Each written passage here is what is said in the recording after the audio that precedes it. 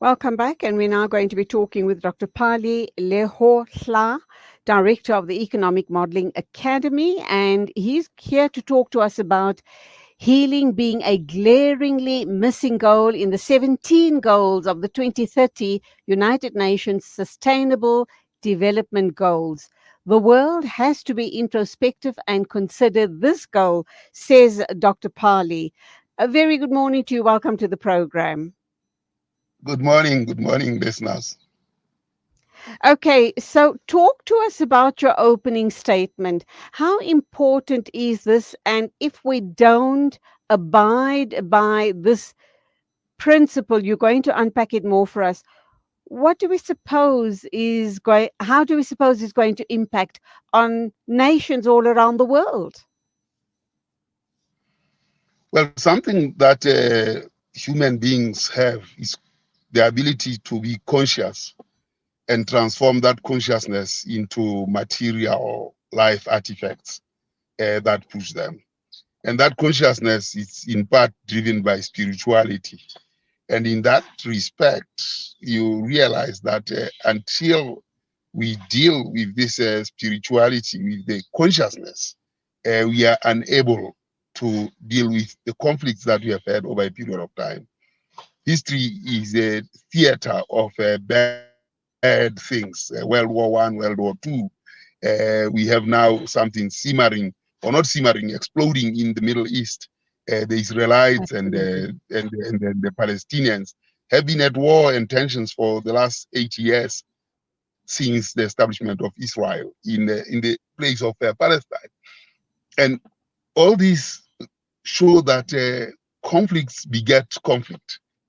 In that space, if conflict begets conflict, then victims are possible to be victimizers unless there's been a process of healing. And I was presenting at the 25th anniversary of Healing of Memories, which is an institution that was started by Father Michael Lapsley, someone I was at university with a number of years in the 70s and at the National University of Lesotho. And of course, you know, he was attacked by apartheid agents in Zimbabwe, in Harare, where his both hands were ripped off. And he started this Healing of Memories Institute. And one cannot but help but realize that healing is central to ourselves. And the 17 goals, the 17 UN Sustainable Development Goals, don't have healing as an element, yet they are actually focusing on climate, on people, and the main challenges that we have now is the climate must heal, the planet must heal. So should people heal. If we don't, then victims will become victimizers. In South Africa, we see how apartheid victimized blacks. The struggle largely at points in time was between the Afrikaner and the British. And the Afrikaner has been meeting revenge on blacks. And it's in very similar ways, you see the Jewish state of Israel meeting revenge on Palestinians instead of Germans, in the same way as Absolutely. Afrikaners are meeting against blacks instead of the British.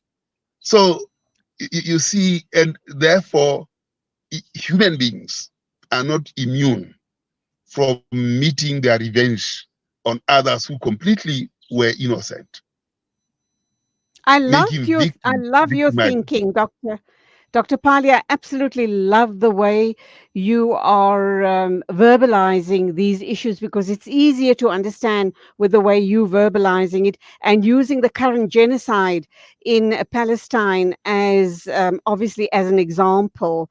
And you so rightly put it that the Israelis, rather than venting their trauma on the German people, they're venting it on innocent people, the people who rightfully own the land of Palestine. But be that as it may, when, how does what you're telling me now really speaks of intergenerational trauma? If we don't direct it in the right channels, the result is the genocide that we're seeing currently playing out in the 21st century, in this modern day and age, which should never have been happening. Indeed, I mean, it is something that is very, very central. And I think as the world comes together, it must focus on this thing of healing of memories. Because otherwise, the 17 goals are pointing at material things.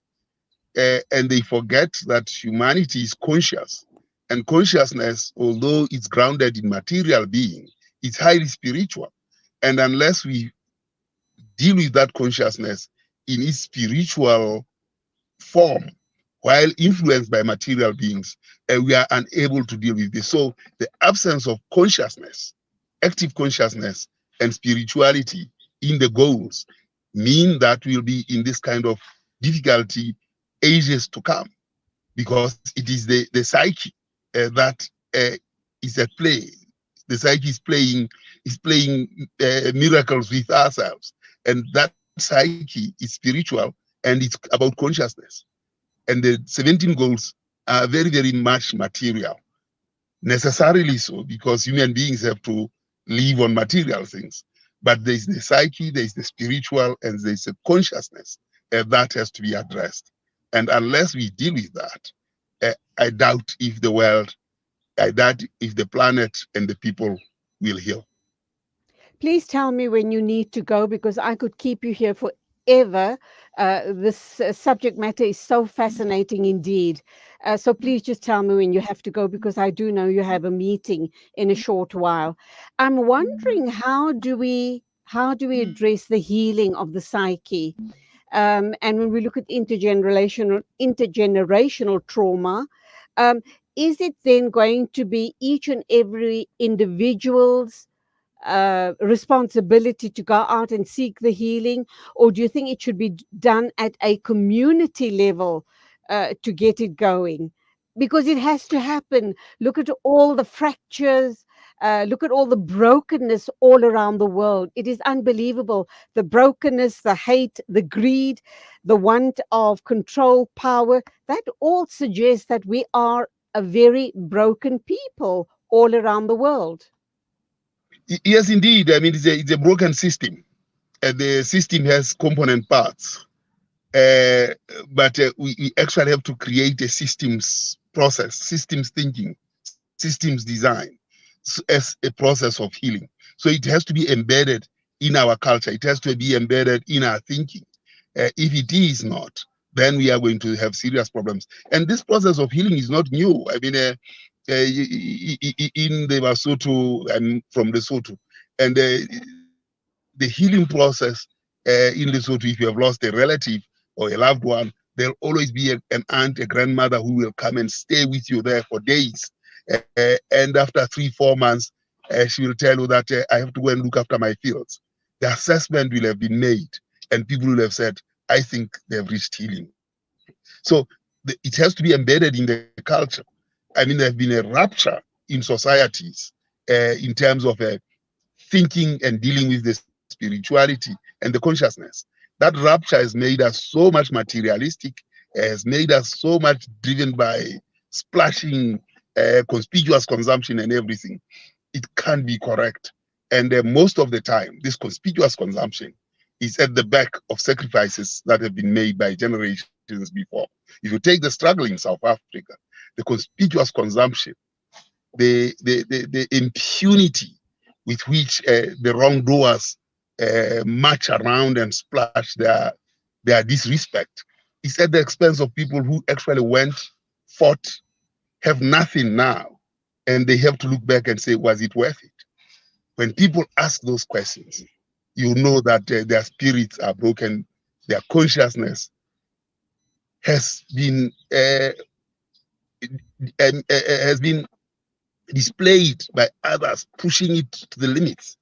And if we don't do that, certainly their children will revenge, and their children's children will revenge, and the cycle of revenge will be embedded like it was in Romeo and Juliet, and until the two families had to meet tragedy that captured both families. we are likely to find Beautifully, ourselves in that beautifully situation. explained. I'm kind of wondering as we move forward, and when you speak about the African culture or the Basotho culture, where when someone, when there's a tragedy and someone dies, you get relatives coming to stay at that home and help through the healing process. I might add that it was very much a practice amongst the Muslim Indian culture as well. But as we veer more towards Western culture or a Western lifestyle, we're losing all of the beauty of these things that matter so much that keeps us together. But having said that, I just wanted to point out to you that we as Indians and Muslims also had similar cultural practices, and I'm sad that it seems to be dying away. But having said that, do you believe that the TRC uh, did a good enough job, or they were not? uh, Possibly did not do enough work in our country, because we're seeing a lot of greed, a lot of people hungry for control, for power. We're seeing the haves and the have nots, and that gap is huge, resulting in criminality at an unprecedented level. Yes, I mean, you see, the problem is that when the Minister of Finance says we have run out of money, he is mimicking the tragedy that we have seen in political economy, which is stripping economics of politics, stripping economics of culture, stripping economics of consciousness, stripping economics of spirituality, and making it cash, reducing economics to cash. And then we think that we are talking economics when we are talking cash. Okay, we seem to have lost Dr. Pali there. His picture is just frozen. So let me try one more time. If not, I do know he's on his way to a meeting as well. So perhaps it is a time for him to make way. Dr. Pali, can you hear me? Dr. Pali, are you still there? Nope. I think we've lost Dr. Pali. Pity. Very, very interesting situation regarding intergenerational trauma, intergenerational healing. And I think it starts with us. It starts with each and every one of us to start on that journey to heal ourselves. And if we heal, the people around us heals as well. And if they heal, entire communities and society at large would heal as well. That's what we need, sorely needed in this world. And I just absolutely love what he said about the Israelis, the occupiers venting their anger and creating a genocide in Palestine, whereas this should have been vented at a totally different population altogether. At a totally different population altogether. It was the Nazis that put them through this trauma, and they now perpetrating similar crimes on innocent Palestinian people. It is exactly 8:55 a.m. News and Views on Salam Media. We're going for a break, and when we come back, it will be time to join our news correspondent, Zai Jadwat, with news on the top of the hour.